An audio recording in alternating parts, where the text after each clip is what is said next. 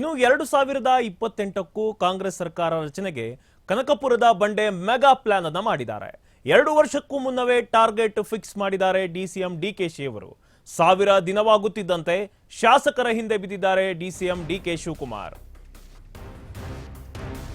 2028ಕ್ಕೂ ಕಾಂಗ್ರೆಸ್ ಸರ್ಕಾರ ರಚನೆಗೆ ಕನಕಪುರದ ಬಂಡೆ ಮೆಗಾ ಪ್ಲಾನ್ ಅನ್ನು ಮಾಡಿದ್ದಾರೆ.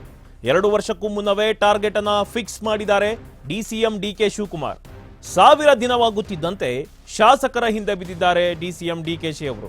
ಶಾಸಕರ ಸೋಲು ಗೆಲುವು ಲೆಕ್ಕಾಚಾರಕ್ಕೆ ಕಾರ್ಯಾಧ್ಯಕ್ಷರನ್ನ ನೇಮಕ ಮಾಡಿದ್ದಾರೆ. ಪ್ರತಿ ಜಿಲ್ಲೆಗೊಬ್ಬರನ್ನ ಕಾರ್ಯಾಧ್ಯಕ್ಷರಾಗಿ ಮಾಡಿದ್ದಾರೆ ಡಿಸಿಎಂ ಡಿಕೆ ಶಿವಕುಮಾರ್ ಅವರು. 2028ಕ್ಕೂ ಮತ್ತೆ ಕಾಂಗ್ರೆಸ್ ಸರ್ಕಾರ ರಚನೆಗೆ ಕನಕಪುರದ ಬಂಡೆ ಮೆಗಾ ಪ್ಲಾನ್ ಅನ್ನು ಮಾಡಿದ್ದಾರೆ.